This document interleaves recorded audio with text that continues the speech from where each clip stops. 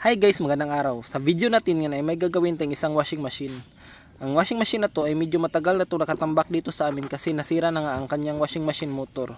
Kaya hinanapan ko muna ng second hand na washing machine motor sa junk shop at mabuti na lang at may nakita tayo.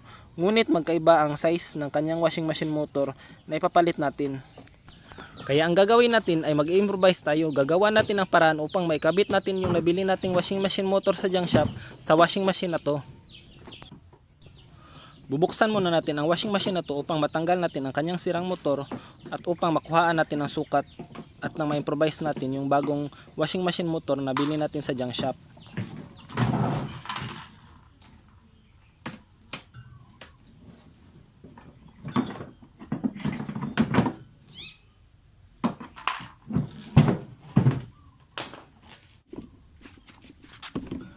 Ito na ang kanyang sirang washing machine motor.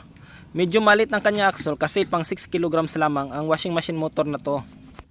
At yung ipapalit natin na bagong washing machine motor nang galing sa junk shop ay pang 10 kilograms kaya mas malaki ang kanyang axle.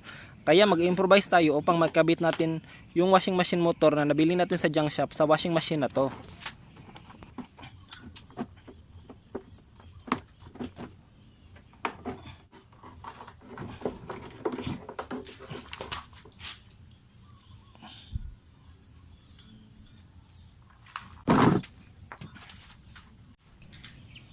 Ito na ang kanyang sirang washing machine motor na pang 6 kilograms at ito naman ang ipapalit natin, medyo malaki siya dahil pang 10 kilograms ang washing machine motor na to.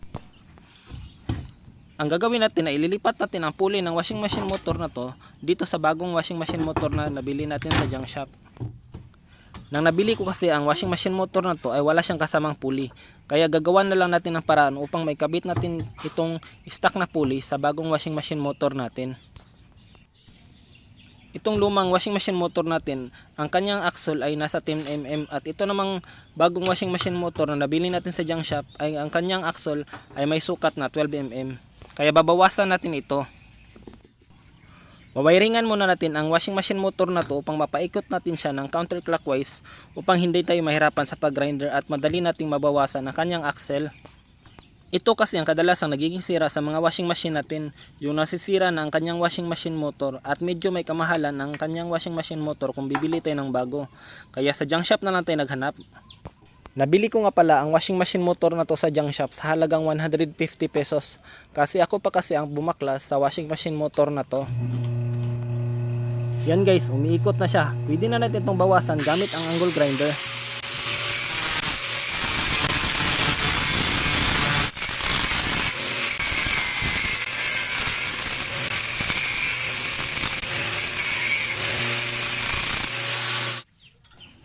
Yan guys, nabawasan na natin at saktong-sakto yung pulley niya. Pwede na natin itong ikabit sa washing machine natin upang masubukan natin kung nagfa-function na ba talaga ito ng maayos.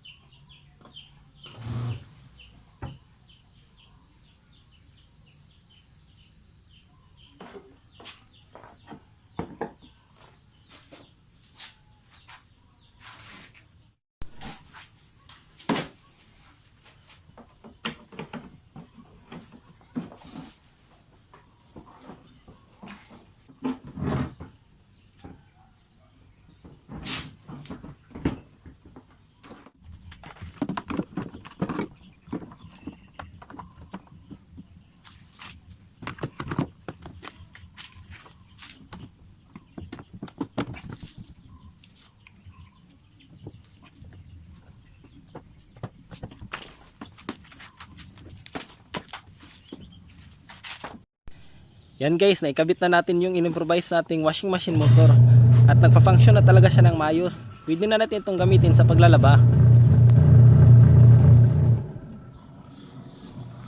Yan guys, naikabit na natin at napakalakas talaga ng washing machine motor na to kasi pang 10 kilograms ito.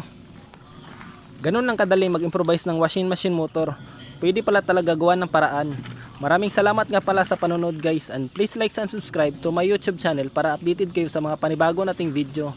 Maraming salamat po.